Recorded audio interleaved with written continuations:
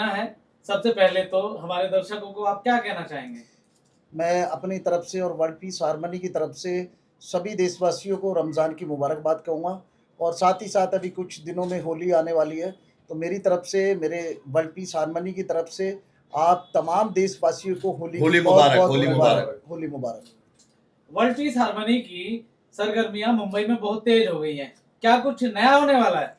देखिए, हमारे जो वर्ल्ड पीस हार्मनी के कार्यकर्ता हैं जगह-जगह हैं और हमारे जो यूथ आइकॉन हैं एजाज खान हैं और हमारे जो माजिद खान हैं, हमारे जो ये कर रहे हैं, यूनुस हैं, खुर्रम भाई हैं और काफ़ी लोग हमारे जो वर्ल्ड पीस हार्मनी में कर रहे हैं और हम जगह-जगह जो है लोगों की मदद करेंगे, लोगों की सहायता के लिए आगे आएँगे।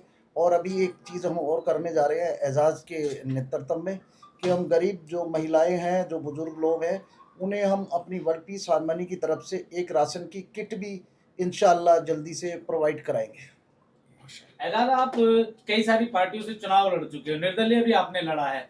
आपको इस संगठन में ऐसा क्या लगा कि आपने अपने आप को इसके लिए समर्पित कर दिया है? देखिए, मैंने असदुद्दीन ओवैसी से मदद मांगी, मुझे नहीं मिली। मैंने चंद्रशेखर आज़ाद के लिए इलेक्शन लड़ा, उसने मुझे टिकट तो दी, लेकिन वो साथ में मैदान में मेरे साथ नहीं उतरा। वो अपनी एसी गाड़ियों में घूम रहा था, लेकिन मेरे लिए वो बॉम्बे में, महाराष्ट्र में आके महाराष्ट्र की गलियों में नहीं आया। उसने मेरे लिए सभा नहीं ली, उसने मेरे लिए प्रेस कॉन्फ्रेंस नहीं लिया। तो मैं चंद्रशेखर आज़ाद से कहना चाहूँगा कि मेरे भाई, अगर किसी का साथ देता है तो पूरा दे, जिस तरह से मैं तेरा साथ देता था, जिस तरह से तू ये बोलता था कि एजाज भाई जरा मेरा रीट्वीट मार दो, जरा मेरा ये लाइक कर दो, कमेंट कर दो। ये पूरी दुनिया जानती है कि मैंने हर शख्स की मदद की है जो हक के लिए लड़ाई लड़ता है। मुझे तू वैसा ही लगा था, लेकिन मेरी जान, तूने मेरे को आधी रात को आके टिकट, तेरे कार्यकर्ता आए, मुझे बोले कि टिकट लो और तुम लड़ो इलेक्शन, भाई तुम्हारे साथ है। उसके बाद तुम गायब हो गए। क्या किसी पार्टी ने तो नहीं भेजा था तुझे मेरे पास मेरे भाई? ये आज तक मैं सवाल, और इसीलिए मुझे 145 वोट मिले। तूने मेरा सपोर्ट नहीं किया, तू आया नहीं और मेरा नाम भी खराब हुआ, मेरा पॉलिटिकल करियर पे भी दाग लग गया था। वो तो शकील सैफी साहब है जो मेरे कायद, जिन्होंने मुझ पे हाथ रखा अल्लाह के करम से और मेरे माँ बाप की दुआ से, और मेरे लिए प्रेस कॉन्फ्रेंस भी की, मुझे यूथ आइकॉन भी बनाया और मुझे साथ लेके भी चल रहे। तो किसी का साथ दो तो ऐसा दो। वर्ल्ड पीस हार्मनी कोई हिंदू मुसलमान सिख ईसाई की पार्टी नहीं है, ये सबकी पार्टी है। कोई उसमें एक आदमी नहीं है, सब लोग है। ये जिसमें जो 4 पिलर है ना हिंदुस्तान के, हिंदू मुस्लिम सिख ईसाई, ये चारों की ये पार्टी है और ये चारों लोग इसमें जुड़े हुए हैं। हमारे 5000 मेंबर तो यहाँ बन चुके हैं और वर्ल्ड लेवल पे बहुत सारे मेंबर्स है हमारे पास। और हमारा काम क्या है? ये कोई पॉलिटिकल पार्टी नहीं है। ये संस्था इन्होंने इसलिए बनाई कि वर्ल्ड में पीस आ सके, कोई गरीब तकलीफ में हो तो उसकी मदद हो सके। शकील सैफी हॉस्पिटल में लोगों के इलाज चलते हैं और आप देखिए उनका जो इनॉग्रेशन था वो नितिन गडकरी साहब, एकता कपूर, जितेंद्र साहब और भी काफी बड़ी बड़ी शख्सियतों ने किया। उसके बाद वहां सबका इलाज चलता है, एम्बुलेंसें चलती है इनकी, और बिना पॉलिटिकल, इनको कोई वोट नहीं चाहिए, कोई टिकट नहीं चाहिए। उसके बाद देखो, कोई भी नेता ये काम इसलिए करता है कि उसे वोट चाहिए। जब इलेक्शन होता है तो वो लोगों को बांटने लगता है, जब इलेक्शन होता है तो गलियों में उतरता है वो। लेकिन ये शख्सियत 24 घंटा, कोई भी हेल्प आपको चाहिए, आप पहुंच गए हॉस्पिटल में, आपका इलाज हो जाएगा। इन तक बात पहुंची, आपको मदद मिल जाएगी। अभी मैं बता रहा हूं, किसी शख्स की मां का इंतकाल हो गया था, रमजान के महीने में इन्होंने जो कमाया है, उसने इन्हें फोन किया। ये जानते भी नहीं थे, किसी ने नंबर उनको दिया था, उस शख्स ने इनको फोन किया और मैं सुन रहा था। और ये मुझे बोल रहे थे 2 मिनट रुक साइड में, क्योंकि मेरे सामने हर बात करते हैं, लेकिन कभी किसी को मदद करने की बात होते तो ये मेरे सामने नहीं करते, साइड में। तो मैं सुन रहा था, तो बोल रहे थे कि हाँ बोल। तो किसी ने सामने से बोला कि मेरी माँ मर गई है, तो इन्होंने बोला पूरा खर्चा मैं करता हूँ, कोई चीज की टेंशन मत लो, अभी भिजवाता हूँ।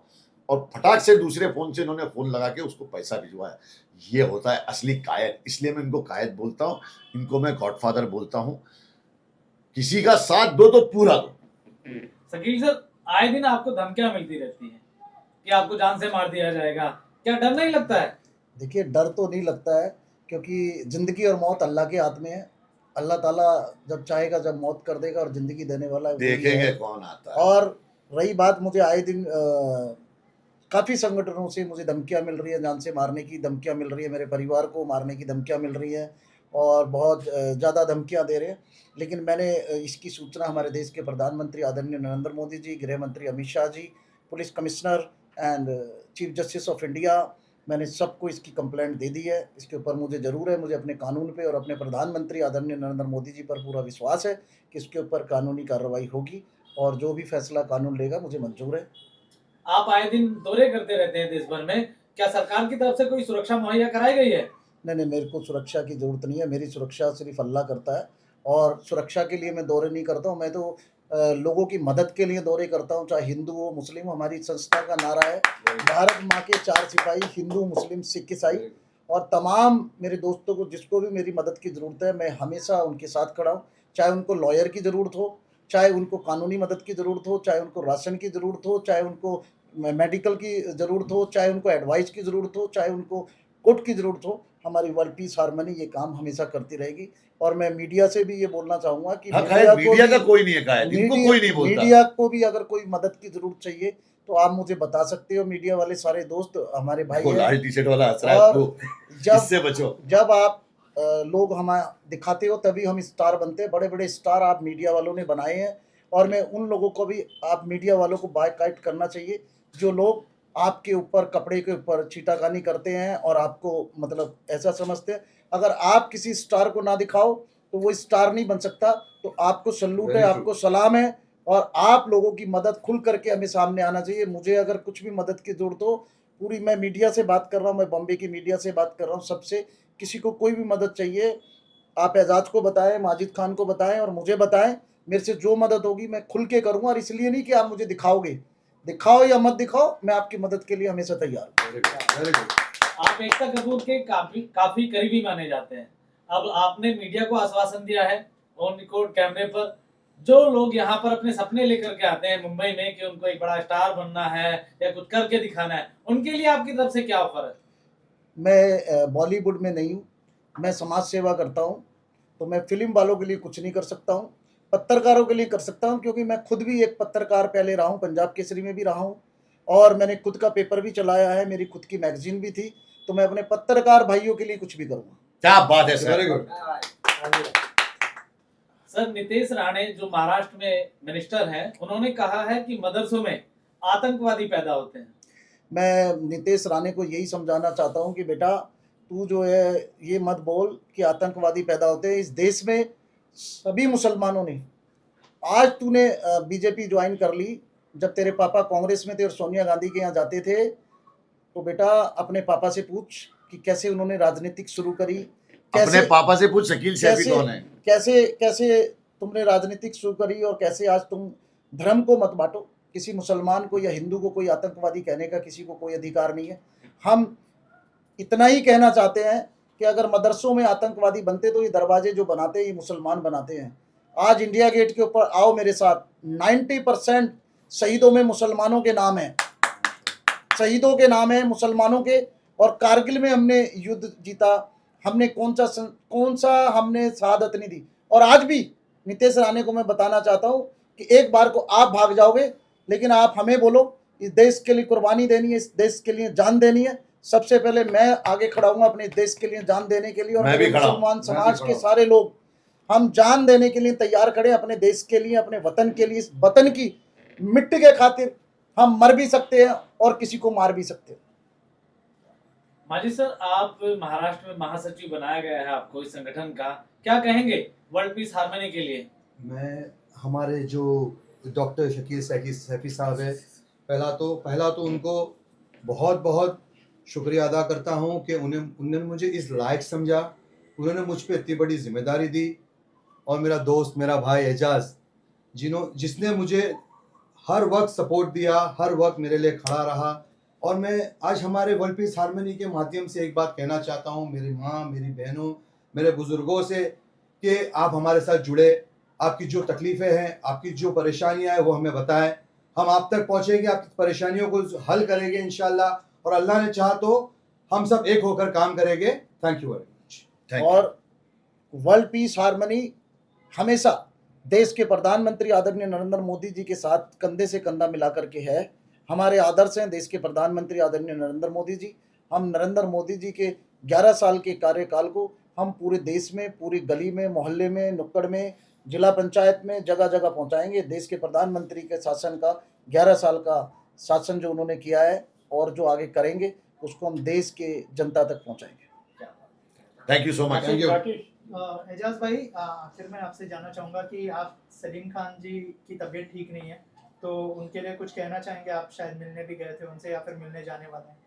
मैं गया था, वो आईसीयू में थे। देखो क्या होता है कि सलमान खान एक ऐसी शख्सियत है जो मेरे हर बुरे वक्त में मेरे साथ खड़े रहे, कंधे से कंधा मिला के। और मैं जेल में भी था तो मेरे घर में क्या ठीक है क्या नहीं है वो हमेशा पूछते थे, खबर निकलवाते थे। मैं जो बिग बॉस में मुझे जो उन्होंने इज्जत दी, जो मोहब्बत दी, उसके वजह से आज तक मैं चल रहा हूँ। प्लस अगर उनके वालिद साहब की तबीयत ख़राब हुई है और मुझे पता चलता है, मेरा वहाँ जाना बहुत ज़रूरी है। मैं गया, वो आईसीयू में थे। मैं रमज़ान के महीने में सबसे मुसलमानों से भी ये मैं रिक्वेस्ट करता हूँ कि सलीम खान साहब के लिए आप दुआ करिए, उनकी तबीयत ठीक हो जाए। बहुत ठीक है अभी तो माशाल्लाह वो, लेकिन जल्द से जल्द घर आ जाए और अल्लाह उनको शिफा दे और सलमान भाई को भी हर आफत बला हर मुसीबत से बचाए, उनको हर बुरी नज़र से बचाए और दुश्मनों से बचाए और उनको अपने हिफ्ज़ व अमान में रखे। और मेरे सारे हिंदू भाइयों को जो मुझसे मोहब्बत करते हैं उनको मैं होली मुबारक कहता हूँ अपनी तरफ से, कि होली मनाना, अच्छे से मनाना, कलर प्यार का लगाना, कलर नफरत का मत लगाना और एक दूसरे को तकलीफ मत देना, सिर्फ प्यार से। और मुसलमान भाइयों से ये रिक्वेस्ट करता हूँ कि रमज़ान का महीना है, आपका रोज़ा होगा और आपके हिंदू भाई होली खेल रहे होंगे, अगर कलर लग जाता है ना तो बुरा मत मानना, उसको गले लगाना और बोलना होली मुबारक। इससे ईमान नहीं जाता, याद रखना। हमारा ईमान इतना कच्चा नहीं है कि कलर लग जाने से चला जाए। ईमान की वो दौलत है कि उसे गले लगा के बोलना होली मुबारक मेरे भाई, और खुद भी थोड़ा कलर लगा लेना। हिंदुस्तान को अभी प्यार की जरूरत है, नफरत की नहीं मेरे यारो, नफरत की नहीं मेरे यारो। आखिर में क्या मैसेज देना चाहोगे आप? अगर कोई ज्वाइन करना चाह रहा है आप, मतलब तो उनके लिए आपके दरवाजे आप वो वेबसाइट पे जा सकते हैं, वर्ल्ड पीस हारमनी www.com पर, वहाँ पर आप फॉर्म भर सकते हैं, हमारे मेंबर बन सकते हैं और हम आपके साथ हमेशा कंधे से कंधे मिला करके साथ खड़े हैं, जो भी हमारे। और एक ही चीज का इन्फॉर्मेशन देना चाहता हूँ कि एक फेक आईडी भी चल रही है वर्ल्ड पीस हारमनी की। अगर जब तक उसमें आपको रजिस्टर हमारे लोग ना दिखे और आपको मैं या कायद या माजिद या कोई भी जानकार आदमी ना हो, आप उन्हें कोई भी तरह का फॉर्म या डॉक्यूमेंट्स या कुछ ना दे, क्योंकि ये एक बहुत बड़ा फ्रॉड भी हो रहा है सारी संस्थाओं के साथ, जो हमारी संस्था के साथ भी हो रहा है। तो बी केयरफुल।